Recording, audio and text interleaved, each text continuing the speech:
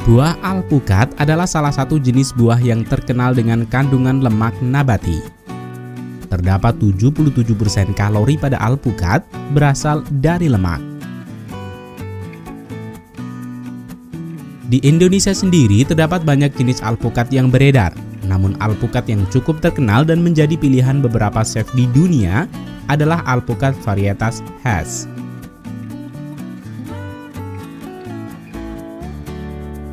Alpukat Hass memiliki ciri kulit berbintik dan memiliki tekstur seperti mentega dengan kandungan air yang lebih sedikit dan kaya akan minyak nabati.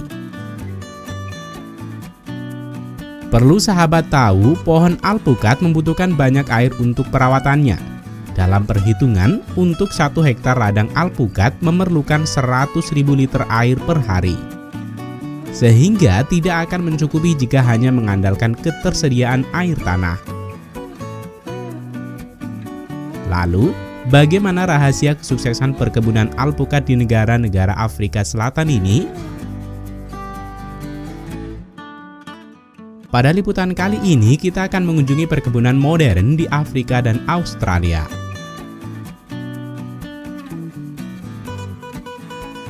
Liputan kali ini juga bagian dari request sahabat semua yang telah menuliskan di kolom komentar.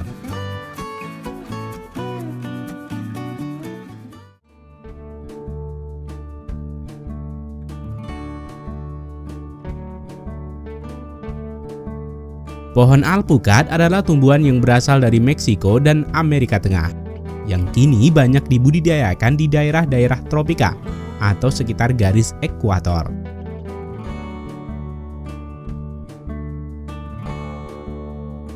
Tanaman alpukat dapat tumbuh optimal pada tanah gembur, tidak mudah tergenang air, dengan banyak kandungan bahan organik. pH tanah yang disarankan berkisar 5,6 hingga 6,4. Umumnya, tanaman alpukat akan tumbuh subur dengan hasil yang memuaskan pada ketinggian 200 hingga 1000 meter di atas permukaan laut.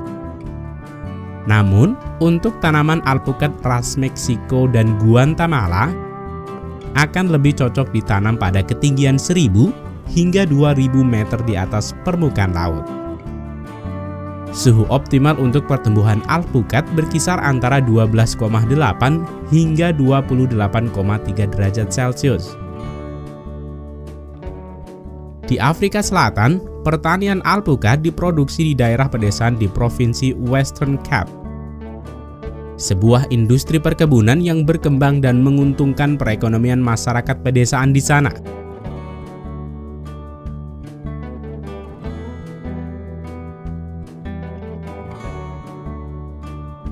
Perlu kita tahu, air adalah sumber daya yang berharga di Afrika. Sehingga penggunaan air diatur dengan ketat di bawah Undang-Undang Afrika yang mengatur penggunaan air harus dialokasikan dengan adil antara konsumsi manusia dan penggunaan pertanian. Hal ini mendorong perkebunan alpukat di sini untuk memiliki embung yang cukup luas untuk menampung air hujan dan juga air dari aliran sungai.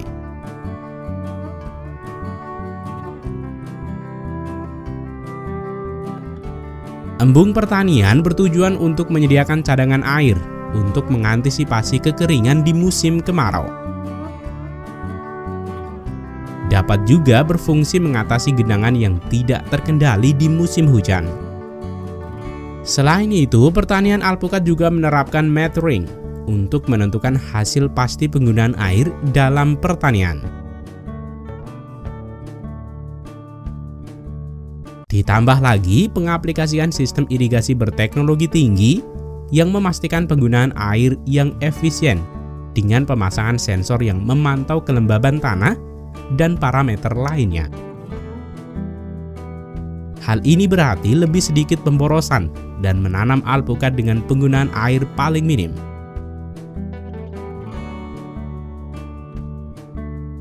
Pertanian alpukat di Afrika juga diaudit setiap tahun oleh auditor independen sesuai dengan standar seperti kesenjangan global dan metode praktik lainnya yang diakui secara internasional. Kegiatan pembukaan lahan baru perkebunan alpukat dimulai dengan pembajakan lahan untuk menggemburkan tanah dan juga untuk membuat gundukan tanah sebagai media tanam. Gundukan atau bedengan tanah dibuat untuk memastikan area tanam pohon alpukat lebih tinggi, sehingga tidak tergenang jika terjadi hujan lebat. Perkebunan alpukat di sini memiliki luas sekitar 800 hektar dan terus dikembangkan hingga mencapai 1.200 hektar. Beralih ke bagian pembibitan, para pekerja merawat dan membesarkan bibit alpukat di ruangan ini, di mana intensitas cahaya dibatasi dengan pemasangan paranet di setiap atap dan sisi ruangan. Pembibitan alpukat dapat dilakukan dengan cara generatif, yaitu dengan memanfaatkan bijinya. Pekerja akan menanam biji alpukat ke dalam polybag besar yang sudah berisi media tanam. Biji alpukat ini akan mulai berkecambah setelah 15 hingga 25 hari. Setelah bibit alpukat memiliki 4 helai daun, pekerja akan melakukan microcloning. Metode microcloning adalah metode penyambungan batang yang dapat menghasilkan tingkat kemurnian bibit hingga 90%.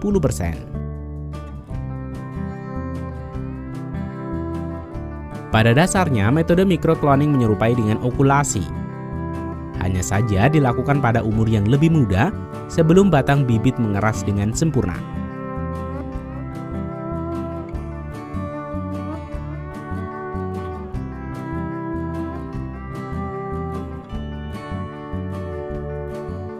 Setelah dilakukan penyambungan, bagian pucuk dibungkus dengan plastik untuk menghindari batang dehidrasi.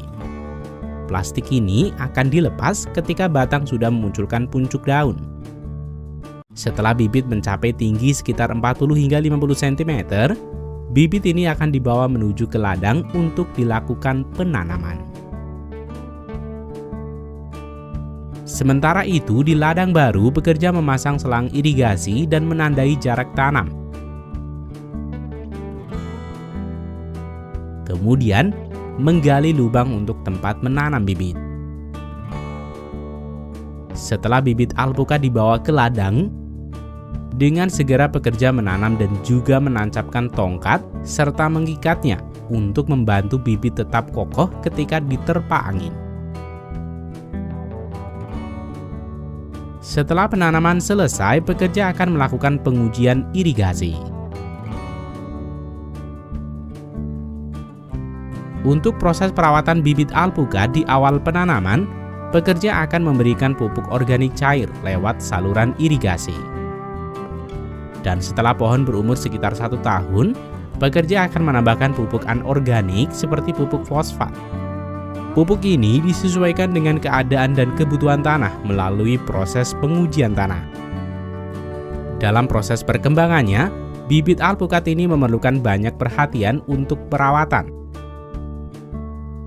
Kegiatan rutin yang harus dilakukan untuk merawatnya antara lain adalah penyiangan gulma, penyiraman,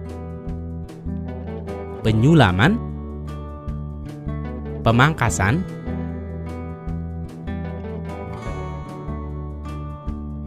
dan penyemprotan tanaman untuk mencegah hama dan penyakit.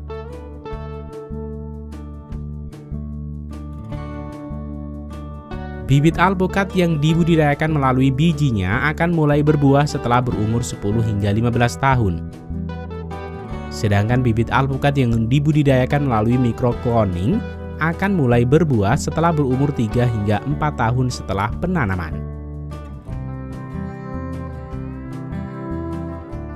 Sehingga proses pemanenan perdana pada umur muda ini, pekerja masih dapat melakukan pemanenan secara manual dengan memetik alpukat secara langsung. Karena pohon alpukat masih memiliki tinggi yang mudah dijangkau.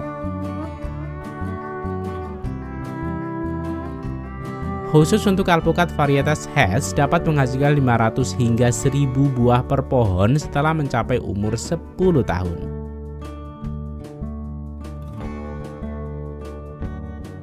Waktu pemanenan alpukat didasarkan pada kandungan lemaknya, sehingga pekerja akan mengambil sampel terlebih dahulu untuk menentukan waktu yang tepat dan memperkirakan kondisi buah pada saat tiba di tangan konsumen.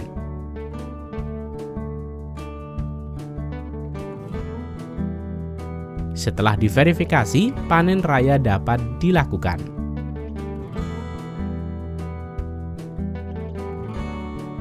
Setelah melalui proses pemanenan yang panjang dan bertahun-tahun, pohon alpukat ini akan diremajakan dengan dilakukan pemangkasan. Pada dasarnya, pemangkasan alpukat ini dibagi menjadi 3. Pemangkasan ringan, sedang, dan pemangkasan berat. Pemangkasan ringan dan sedang dikategorikan sebagai pemangkasan pemeliharaan, di mana tidak banyak cabang dan batang yang dipotong. Sedangkan untuk pemangkasan berat dilakukan pada pohon alpukat yang sudah cukup tua dan rindang.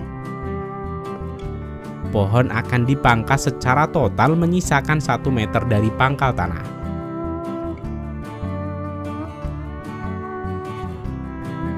Setelah dilakukan pemangkasan, pekerja akan mengaplikasikan cat putih pada batang untuk menghindari pohon terbakar sinar matahari. Selanjutnya, daun dan batang digunakan untuk menutupi batang pohon yang baru dipotong. Pemangkasan pohon bertujuan untuk meremajakan pohon dan untuk mengontrol ketinggian. Ketika pohon terlalu lebat dan tinggi, buah alpukat akan mudah rusak pada proses pemanenannya. Dan proses penyerbukan menjadi lebih sedikit karena intensitas matahari yang berkurang. Selain itu, pemangkasan juga berfungsi sebagai metode untuk mengontrol hama dan penyakit.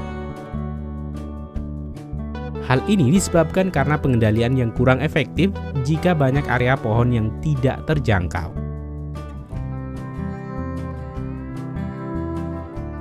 Pohon alpukat akan mulai berbuah pada umur 2 tahun setelah pemangkasan dan menghasilkan 25% dibanding pohon alpukat pada umumnya. Kemudian pohon alpukat akan berbuah dengan jumlah 100% pada umur 4 tahun setelah pemangkasan.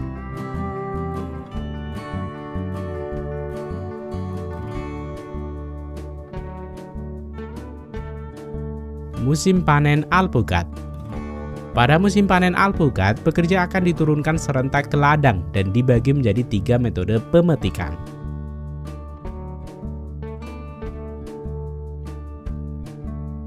Untuk ladang alpukat muda, para pekerja akan memetik secara langsung dengan tangan dan menempatkannya di ember yang kemudian dikumpulkan ke dalam keranjang.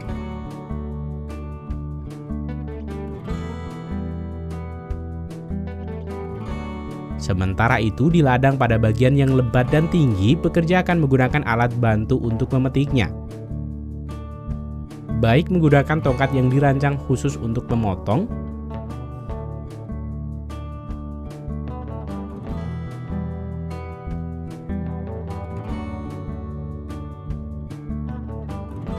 ataupun menggunakan mesin traktor hidrolik untuk mengangkat orang pada pemetikan pohon yang lebih tinggi.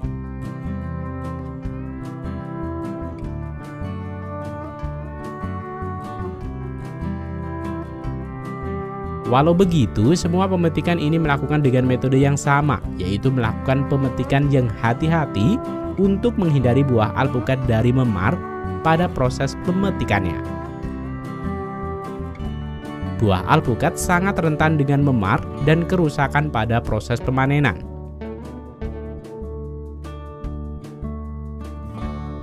Setelah keranjang-keranjang ini penuh, selanjutnya buah alpukat ini akan dibawa menuju pabrik untuk proses selanjutnya.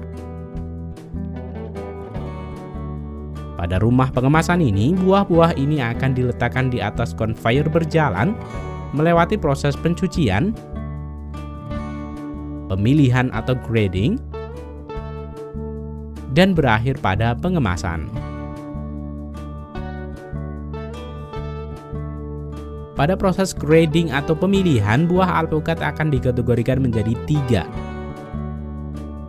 Pertama, buah alpukat reject yang akan berakhir pada tempat sampah.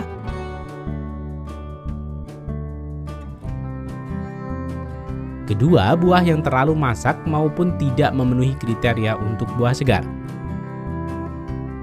Buah-buah ini akan berakhir menuju proses pengolahan, di mana buah akan dikupas dan dikemas dalam bentuk olahan ataupun alpukat beku.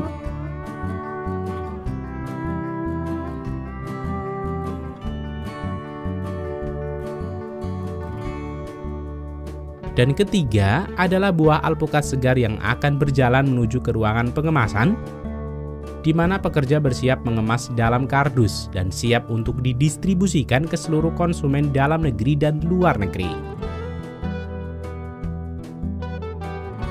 Industri pertanian alpukat di Afrika Selatan dapat menciptakan lapangan kerja untuk sekitar 11.000 orang untuk setiap ladang industri, baik pada proses penanaman, pemanenan hingga di ruang produksi.